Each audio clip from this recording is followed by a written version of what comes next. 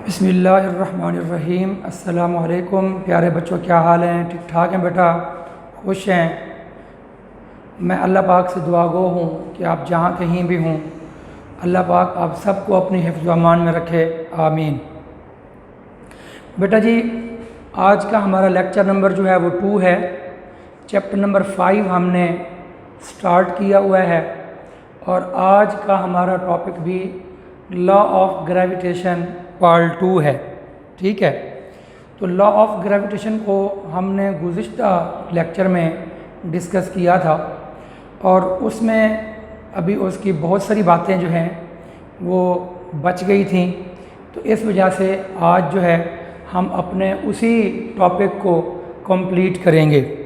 तो ये चीज़ें डिस्कस करने से पहले गुज़िश्ता जो हमारा टॉपिक है उसी को मज़ीद जो उसमें कुछ बातें समझाने वाली हैं थोड़ी बहुत, वो भी पहले डिस्कस कर लेते हैं। तो देखें बेटा जी,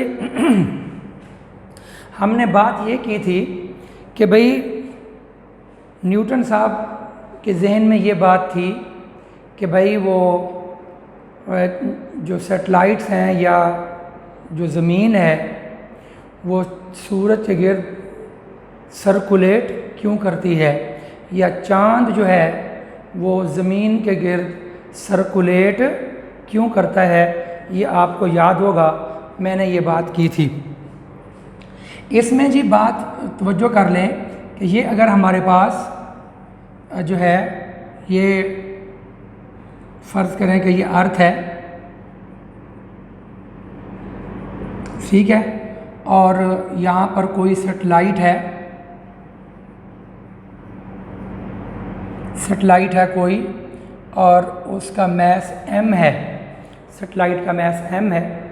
तो इसमें हमने बात ये की थी कि भाई एक तो ये ज़मीन इसको नीचे अट्रैक्ट करती है, तो जिसका formula Gm1 m2 over d square, the distance between the two centres. और यही जो फोर्स है वो सर्कुलर फोर्स भी होती है, ये याद रख लें। सेंट्रीपिटल फोर्स जिसको हम कहते हैं वो mv स्क्वायर ओवर r। तो यही फोर्स ये सेंट्रीपिटल फोर्स भी बन जाती है mv स्क्वायर ओवर r। और बात याद रख लें, यही जो फोर्स है वो सेंट्रीपिटल फोर्स भी बन जाती है, और यही जो ग्रेविटेशनल फोर्स है वो वेट के बराबर भी बन जाती है, तो mg के इक्वल भी होती है। साफ ज़ाहिर है ये दो बातें हमने गुज़िश्ता लेक्चर में नहीं डिस्कस की थी, तो ये मैंने मुनासिब समझा कि कोई बच्चा परेशान ना हो कि सर वो जो है वेट क्या होता है। फिर तो याद रख लें, ये जो वेट बराबर है w is equal to mg। तो ये जो वेट है ये भी असल में यही ग्रेविटेशनल फोर्स है, और ये जो सेंट्रीपिटल फोर्स है mv स्क्वायर ओवर r, और जो हम 3rd चैप्टर में इसको डिस्कस कर चुके हैं, तो ये फोर्स भी असल में इसी फोर्स का नाम है। तो इसी ग्रेविटेशनल फोर्स को सेंट्रीपिटल फोर्स कहते हैं, इसी ग्रेविटेशनल फोर्स को हम वेट बोलते हैं। ठीक है। अच्छा, एक और बात जो मैंने उस दिन बताई थी आप लोगों को, वो ये थी कि जी ये टेंजेंशियल फोर्स थी। अब यहाँ पर कुछ बच्चों ने पूछा कि भाई जो टेंजेंशियल फोर्स है सर, ये टेंजेंट क्या चीज़ है। तो टेंजेंट का बच्चों को पता नहीं था। तो भाई बात ये होती है कि अगर हमारे पास कोई सर्कल हो, कोई भी सर्कल हो, याद रख लें, तो सर्कल के जितने ये पॉइंट्स हैं, तो किसी एक पॉइंट के ऊपर अगर कोई लाइन हम ड्रा कर दें, हम कोई लाइन ड्रा करें, तो याद रख लें, फ़र्ज़ कर लें कि ये हमने एक लाइन ड्रा की है। तवज्जो करेंगे, तो ये जो लाइन ड्रा करेंगे, तो ये लाइन जो है तो दैट लाइन, ये लाइन सर्कल को इस एक नुक्ते के ऊपर टच करती है। हालांकि ये बाकियों पर भी टच कर रही है, लेकिन असल में ये एक पर ही टच कर रही होती है। तो इस लाइन को हम बोलते हैं टेंजेंट लाइन, टेंजेंट लाइन। तो ये अपना ये जो इसका रेडियस होता है ना, रेडियस, तो ये सर्कल का रेडियस होगा। तो ये रेडियस और टेंजेंट लाइन इसके दरमियान एंगल 90 डिग्री होता है लाजमी तौर पे। तो अगर ये रेडियस के ऊपर ये लाइन 90 एंगल पे हो और साथ में सर्कल को एक नुक्ते पर टच करे तो वो टेंजेंट लाइन होती है। बिल्कुल यही बात यहाँ पर हो रही है कि ये जो लाइन है, ये लाइन सर्कल को यहाँ टच कर रही है और ये इस रेडियस के ऊपर 90 एंगल भी बना रही है। तो इसलिए इस लाइन को टेंजेंट लाइन बोलेंगे। और चूंकि इसी लाइन के साथ फोर्स लग रही है तो इसलिए उसको टेंजेंशियल फोर्स बोलते हैं,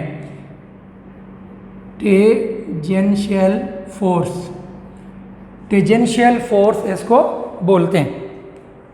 अच्छा, जब बाज़ टीचर इसको यूं भी मैंने आपसे बात ये की थी कि भाई ये दायरे में क्यों मूव कर रहा है, तो मैंने आपको इसका आंसर ये दिया था कि भाई अपना हेड टू टेल रूल से हम अगर ये फोर्स और ये फोर्स इनका हेड टू टेल रूल बनाएं तो ये टेंजेंशियल फोर्स होगी और ये ग्रेविटेशनल फोर्स होगी, ये वाली। तो ये इसका जो रिज़ल्ट होगा वो यहाँ पे होगा। तो एज ए रिज़ल्ट ये बॉडी ना यहाँ जाएगा ना यहाँ जाएगा और वो दायरे में मूव करेगा। तो यहाँ पर बाज़ औक़ात टीचर हजरात यहाँ ये बात करते हैं कि भाई, और मैंने ये भी बात की थी कि जब हम इसको एक मरतबा छोड़ देते हैं तो टेंजेंशियल फोर्स तो जो हम अप्लाई कर रहे थे वो तो ज़ीरो हो गई, तो कुछ देर के बाद तो फिर इसको गिर जाना चाहिए। तो वहाँ बाज़ टीचर ये बात कर जाते हैं कि जी ये जब तक अपने ऑर्बिट में रहेगा तो एनर्जी उसकी कांस्टेंट रहती है। तो बाज़ औक़ात बच्चों को परेशानी हो जाती है कि यार हमारे टीचर ने तो टेंजेंशियल फोर्स की बात की थी और यहाँ पर जो हम सुन रहे हैं तो वो अपना एनर्जी की बात कर रहे हैं कि भाई कौन सी बात सच है। तो याद रख लें, वो जो एनर्जी वाली बात कर रहा है कि एनर्जी कांस्टेंट रहती है, वो भी ठीक कह रहा है।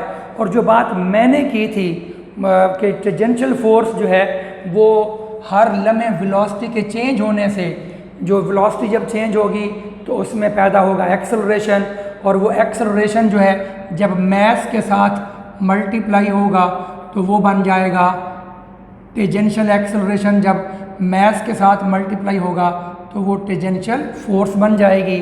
तो ये टेंजेंशियल फोर्स जो है हर मर्तबा हर जगह पर प्रोड्यूस होती रहेगी। तो इस तरह अगरचे हम तो एक मर्तबा टेंजेंशियल फोर्स लगाएंगे, लेकिन बाद में इस अर्थ की अट्रैक्शन की वजह से और वेलोसिटी के चेंज होने की वजह से मुसलसल उसके ऊपर टेंजेंशियल फोर्स लगती रहेगी।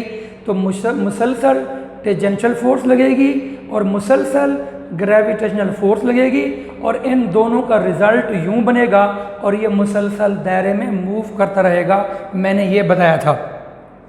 तो अब बात सुन लें कि वो जो बात करते हैं कि एनर्जी कांस्टेंट रहती है, तो वो क्या मतलब होता है आपको पता होना चाहिए। ये मैंने एनर्जी की बात इसलिए नहीं की थी कि एनर्जी का जो चैप्टर है वो अगला चैप्टर है, चैप्टर नंबर 6।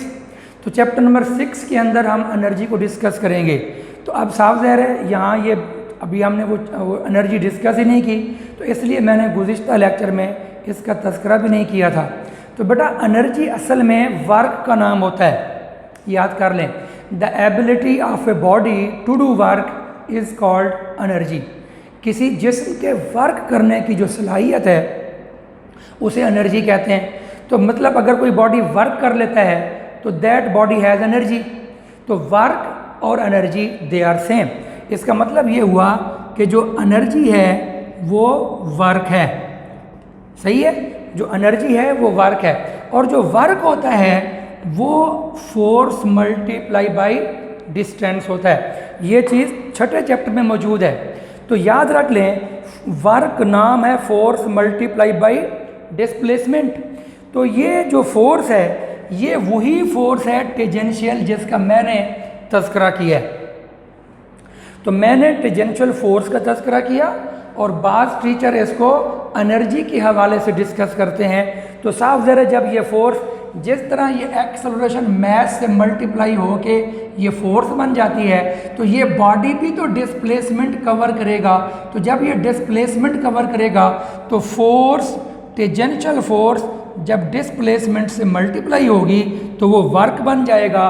और चूंकि ये फोर्स मुसलसल लग रही होगी और डिस्प्लेसमेंट भी मुसलसल कवर हो रहा होगा, तो इस तरह वो जब तक अपने ऑर्बिट में रहेगा तो उसकी एनर्जी जो है वो कांस्टेंट रहेगी। और जब ये एनर्जी कांस्टेंट रहेगी तो ये मुसलसल अपने ऑर्बिट के अंदर जो है वो रिवॉल्व करता रहेगा। और यही चीज़ आप लोगों ने केमिस्ट्री में भी पढ़ी हुई है रदरफोर्ड मॉडल के अंदर कि अपना, बल्कि नील बोहर जो था, बोहर एटॉमिक मॉडल, उसने ये बात की थी कि जब तक इलेक्ट्रॉन हाइड्रोजन एटम के अंदर अपने ऑर्बिट में रहता है तो उसकी एनर्जी जो है वो कांस्टेंट रहती है, वो ना बढ़ती है ना कम होती है। तो इस वजह से वो इलेक्ट्रॉन जो है अगर एनर्जी कम होती तो फिर वो न्यूक्लियस के साथ आकर कोलैप्स कर जाता। जैसे मैंने कहा था कि अगर ये फोर्स ख़त्म हो जाए तो फिर वो कोलैप्स कर जाए, पर वो कोलैप्स नहीं करता। तो ये सारी बातें वही हैं, लेकिन मैंने उसको एनर्जी के हिसाब से डिस्कस इसलिए नहीं करवाया था कि वो चैप्टर नंबर 6 की बातें थी। तो ये सारी बातें जो हैं वो हमारा एक्स्ट्रा नॉलेज है। करना आप लोगों ने बेटा वही है कि जो कुछ मैंने कल आपको लिखवा दिया उसकी डेफिनेशन वो तैयार करनी है, उसका जो फार्मूला हमने ड्राइव किया था वो तैयार करना है। तो ये चूँकि एक एक्स्ट्रा नॉलेज था, आप लोगों एक बात आ गई और उसके साथ मुझे फिर ये सारी बातें समझानी पड़ गई। जब मैंने ये कह दिया कि जी वो परेशान था कि सर्कल में क्यों मूव कर रहा है और वो सेब गिरा और उसका मसला हल हो गया, तो अगर मैं ये सारी तफसील ना बताता तो बहुत सारे बच्चे कहते सर सेब के गिरने से सर्कुलेशन का मसला हल कैसे हुआ, हमें तो समझ ही नहीं आई। तो उम्मीद है अब आप लोगों को ये सारी बातें क्लियर हो गई। साथ में टेंजेंशियल फोर्स के साथ जो है वो एनर्जी वाला जो टच है वो भी मैंने आपको यहाँ पर दे दिया है। तो इन सारी बातों को हम यहाँ पर स्टॉप करते हुए अब हम आगे चलते हैं। और वो ये है, सिंपल बेटा बात ये है कि जी अब हमारे जहन में ये क्वेश्चन पैदा होगा कि भाई हमारे पास जो है ये जो फोर्स है, कल भी मैंने बात की थी कि हमारा क्वेश्चन ये होगा कि जी न्यूटन कहता है कि हर चीज़ दूसरी चीज़ को अट्रैक्ट कर रही है। तो हम देखते हैं कि कुर्सियाँ यहाँ पड़ी हुई हैं, तो एक कुर्सी दूसरी कुर्सी को अट्रैक्ट करती है, तो अगले दिन वो कुर्सी जो यहाँ रखी हुई है, वो कुर्सी जो यहाँ रखी हुई है, थोड़ी सी तो करीब आनी चाहिए ड्यू टू अट्रैक्शन, मगर ऐसा होता नहीं है। तो फिर ये फोर्स महसूस क्यों नहीं होती? ठीक है, ये फोर्स हमें महसूस क्यों नहीं होती? तो ये क्वेश्चन यहाँ पर मौजूद है, why we do not feel force of gravitation, कि हम जो है इस फोर्स ऑफ ग्रेविटेशन को महसूस क्यों नहीं करते, या why earlier scientist could not guess about gravitational force. इस फोर्स के दोनों नाम ठीक हैं, फोर्स ऑफ ग्रेविटेशन कह दो या ग्रेविटेशनल फोर्स कह दो, कि पुराने साइंसदान इस फोर्स को गैस क्यों ना कर सके और हमें भी ये फोर्स महसूस क्यों नहीं होती। तो इसको स्टडी करने से पहले अभी हम ये देख लें कि व्हाट इज़ जी। कल आपको याद होगा कि हमारा जो लास्ट टाइम हमने जो कुछ पढ़ा था वो कुछ यूँ था कि जो फोर्स का फार्मूला था जी m1 m2 d स्क्वायर, ये था, डिस्टेंस का स्क्वायर था। तो यहाँ पर जो जी था वो कांस्टेंट था। तो याद रख लें जो जी की वैल्यू होती है ये अपना साइंटिस्ट अलग से मालूम करते हैं। तो कैवेंडिश एक साइंटिस्ट था, उसने मालूम की थी। तो जी की वैल्यू जो है वो 6.673 10 power -11 newton metre square kilogram -2 या पर किलोग्राम ये आप कह सकते हैं। अब बहुत सारे बच्चे सोचेंगे सर चलो ये यूनिट कहाँ से आया और ये वैल्यू कहाँ से आई। तो भाई वैल्यू तो फाइंड की गई है, अलबत्ता जो यूनिट है वो आप यहाँ से निकाल सकते हैं। देखें इस फार्मूले के मुताबिक जी अगर आप यहाँ यूँ रख दें तो ये जी यहाँ पे रहने दें तो ये इधर जाकर फोर्स जो है वो डिस्टेंस इधर जाकर मल्टीप्लाई होगा, m1 ये भी डिवाइड हो जाएंगे तो ये कुछ यूँ बन जाएगा। तो ये चीज़ यूँ बन रही है कि जी अकेला कर दें तो ये यहाँ मल्टीप्लाई हो गया डी स्क्वायर और m1 m2 इधर डिवाइड हो गया, ये आ गया। अब आप इनका जो यूनिट है ये कैसे आता है, तो फोर्स का यूनिट क्या होता है, न्यूटन। तो इसका यूनिट आ गया न्यूटन। इसका यूनिट डिस्टेंस का होता है मीटर, ऊपर स्क्वायर है तो स्क्वायर, और नीचे इसका हुआ किलोग्राम स्क्वायर, और जब ये ऊपर जाएगा तो -2 बन जाएगा। तो उम्मीद है अब आपको ये जो इसका यूनिट है जी का यूनिट कैसे आता है तो आपको ये बात समझ आ गई होगी कि जी का यूनिट इस तरह से यहाँ से निकाला जाता है। अब अगली बात ये है कि ये जो वैल्यू है it is very small value. तवज्जो करेंगे, ये वैल्यू बहुत छोटी वैल्यू है। इसको मैं अगर आपको बता दूं कि ये 10 की पावर -11, इसका मतलब अगर आपको याद हो मैंने बताया था कि माइनस का मतलब है कि डेसिमल पॉइंट लेफ़्ट साइड पर ले जाएं और 11 का मतलब है 11 डिजिट दूर ले जाएं। तो एक डिजिट तो ये खुद है तो आगे 10 ज़ीरो डालनी पड़ेगी। 1 2 3 4 5 6 7 8 9, तो 9 ये हो गया 10, और 11वां ये खुद 6 हो गया, फिर 6 फिर 7 फिर 3 न्यूटन मीटर स्क्वायर किलोग्राम -2। अब आप खुद समझदार हैं कि जी की वैल्यू इतनी छोटी वैल्यू है, वेरी स्मॉल वैल्यू, 0.00000 दिस। तो आम तौर पर तो हम इशारे के बाद 2-3 ज़ीरो भी हों तो हम कहते हैं यार वो ज़ीरो है। तो यहाँ पर तो 10 ज़ीरो हैं और फिर 11वें नंबर पर जाकर 6 है। तो this is very small value, ठीक है। तो जब ये बहुत स्मॉल वैल्यू होती है तो फ़र्ज़ कर लें, तवज्जो करेंगे मेरी बात पे, कि फ़र्ज़ कर लें हमारे पास 1 किलो का बाट जो है, जो दुकानदार के पास पड़ा होता है 1 किलो का बाट देखा हुआ है, तो 1 किलोग्राम का बाट जो है m1 1 किलोग्राम फ़र्ज़ कर लें ये है, और 1 मीटर जो कपड़े की दुकान पे मीटर होता है ये मीटर है। तो 1 मीटर दूर 1 किलो का बाट यहाँ रख दें, 1 किलो का बाट यहाँ रख दें, तो उनके दरमियान फासला भी 1 मीटर कर दें। तो अब यहाँ पर हम कहते हैं कि जो डिस्टेंस है वो 1 मीटर है, और ये दूसरा जो मैस है वो भी 1 किलोग्राम है। कि 1 किलोग्राम ये दरमियान में फासला जो है 1 मीटर है। तो अब इनके दरमियान ये फोर्स कितना होगी, क्योंकि न्यूटन के मुताबिक जो है ये दोनों आपस में अट्रैक्ट कर रहे हैं। तो इस फार्मूले में वैल्यू पुट कर दें तो ये वाली वैल्यू तो यही बनेगी 6.673 10 पावर -11 ये वाली, और यूनिट फिर हम नहीं लिखते होते। उसके बाद ये इसका mass m1 m2 1 × 1 divided by d का स्क्वायर, डी जो है 1 मीटर है, × 1, और इसको देखकर इसका यूनिट लगा देंगे न्यूटन। तो ये फोर्स बनती है 6.673 10 पावर -11 न्यूटन।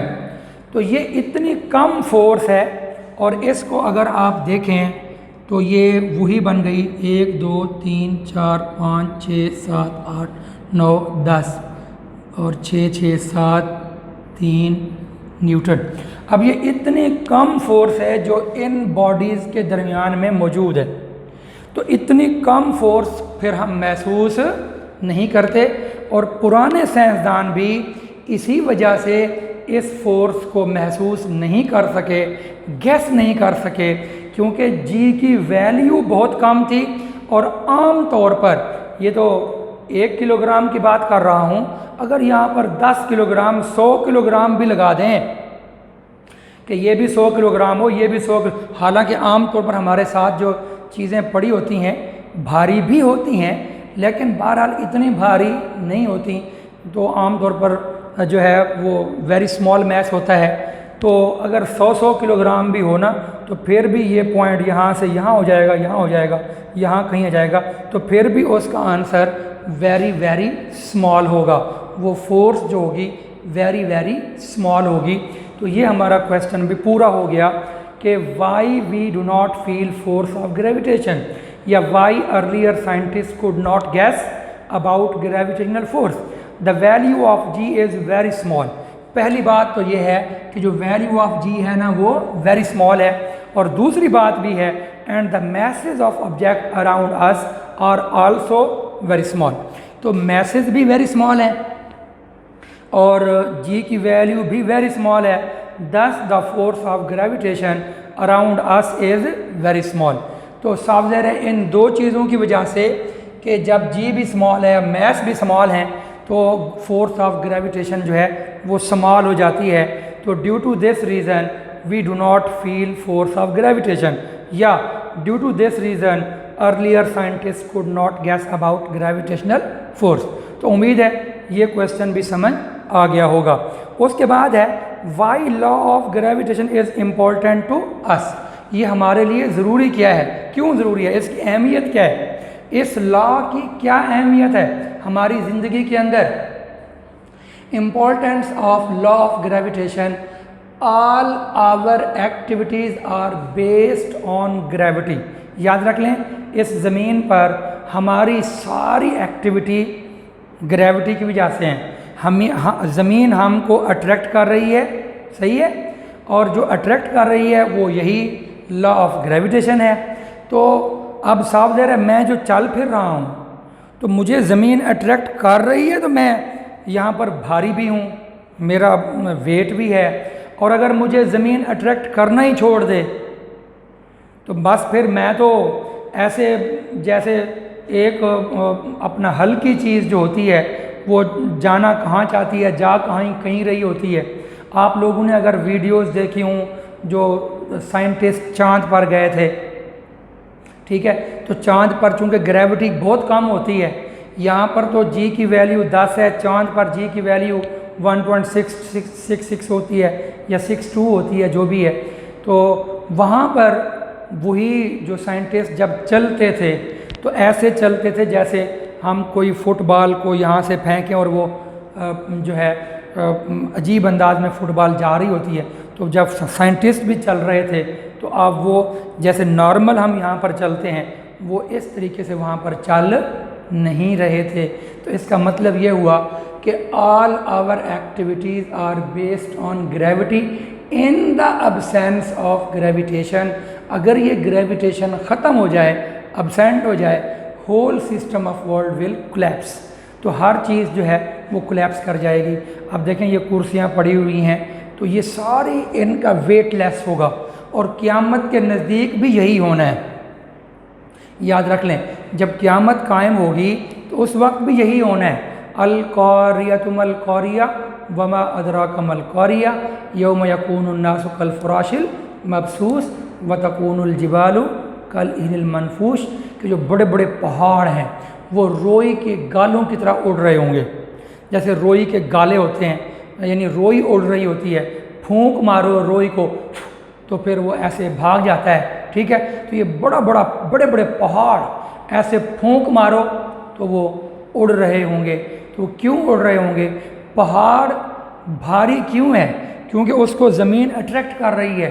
तो जब ज़मीन की अट्रैक्शन ही अल्लाह ताला ख़त्म कर देंगे, इज़ शम्स कुव्विरत व इज़न नुजूमुन क़दरत, ये जो कुरान पाक की सूरत है, ये अब जब जहाँ पर भी क़यामत का तज़किरा है तो वहाँ पर यही हमें पता चलता है कि जो फोर्स ऑफ ग्रेविटेशन है, जो फोर्स ऑफ ग्रेविटेशन है ना, तो अल्लाह ताला इस फोर्स ऑफ ग्रेविटेशन को ख़त्म कर देंगे।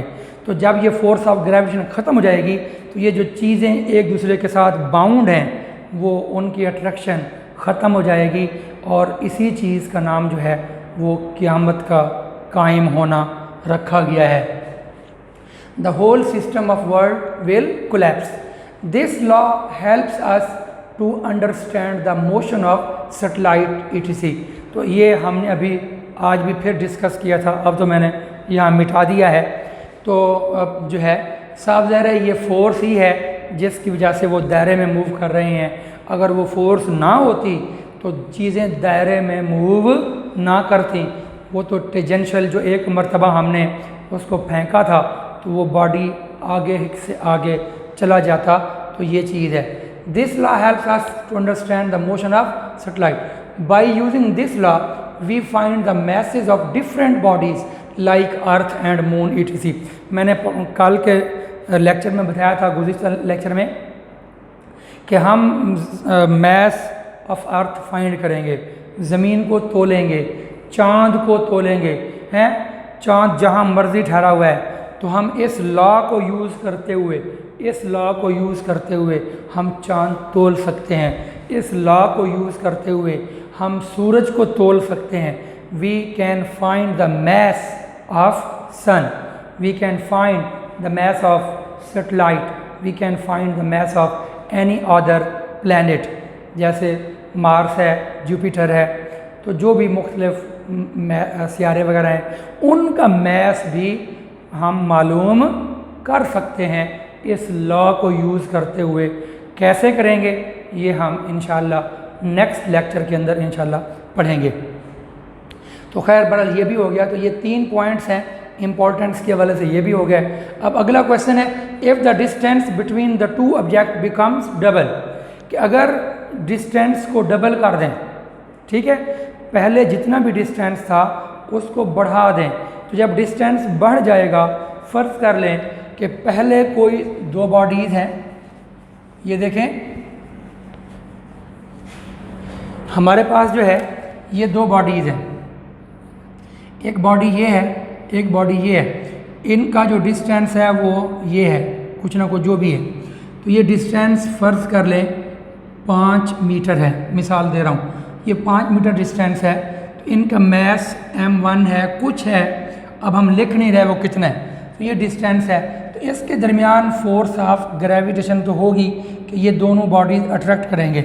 अब अगर आप ये फोर्स, ये फासला डबल कर दें तो ये बॉडी यहाँ ले जाएं और ये बॉडी वही वाला यहाँ ले जाएं और दूसरा बॉडी यहाँ ले जाएं।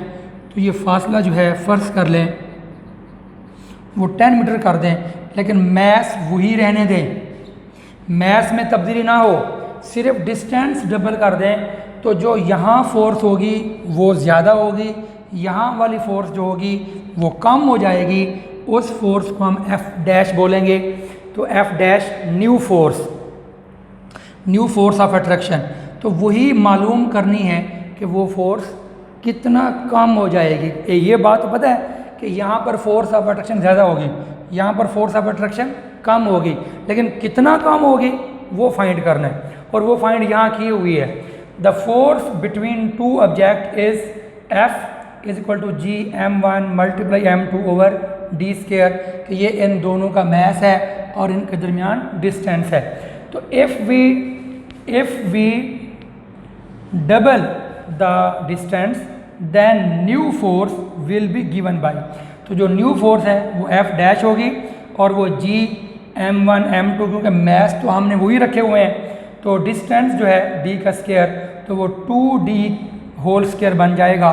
तो इस चीज़ को अब हम यूँ बोलेंगे कि जो F डैश है न्यू फोर्स, इसके बाद आगे तो वो g m1 m2 और ये जो 2d स्केयर है, तो ये 2 का स्केयर भी बनेगा, तो ये बन जाएगा 4d स्केयर। तो ये यानी स्केयर अंदर ले गए, 2 का स्केयर भी कर दिया तो 4 बन गया। अब आप गौर करें तो न्यू फोर्स जो होगी ये 1/4 कॉमन मैंने बाहर ले लिया, कॉमन नहीं बल्कि बाहर ले लिया, तो ये हो गया। और इधर अंदर क्या बन गया m1 m2 over D square. तो ये 1/4 मैंने इधर बाहर लिख ली है। उसके बाद क्या हुआ है कि ये जो अंदर वाली फोर्स है ये वाली, तो ये वही असल फोर्स है, ये फोर्स आ चुकी है। तो अब आप इसको यूँ कह सकते हैं 1/4 इंटू एक्चुअल फोर्स। तो इसका मतलब है जितनी एक्चुअल फोर्स थी तो अब उसका 4 टाइम ये न्यू फोर्स कम हो जाएगी। सिंपल बात है। फ़र्ज़ कर लें कि ये एक्चुअल फोर्स थी 100 न्यूटन, मिसाल दे रहा हूँ कि इन दोनों के दरमियान फोर्स जो थी वो 100 न्यूटन थी।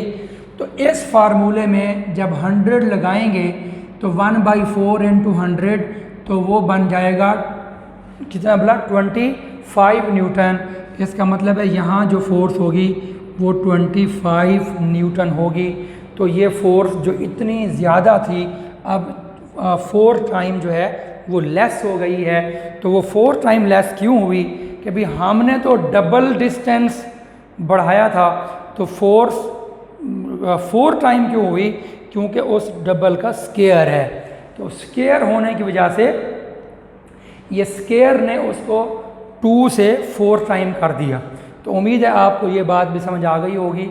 तो ये सारी बेटा बातें थीं लॉ ऑफ ग्रेविटेशन के हवाले से। तो आज हम लॉ ऑफ ग्रेविटेशन को जो है यहीं पे स्टॉप कर रहे हैं। कोई इसमें आपको मसला बन रहा हो, समझ ना आ रही हो बात, तो हर बच्चा जो है वो उसको पर्सनल में जाकर मुझसे पूछ सकता है। आपके क्वेश्चंस का आंसर इंशाल्लाह आपको मिल जाएगा। अपना और दूसरों का ख्याल रखिएगा। फ़ी अमानिल्लाह। अस्सलामु अलैकुम रहमतुल्लाहि व बरकातुहू।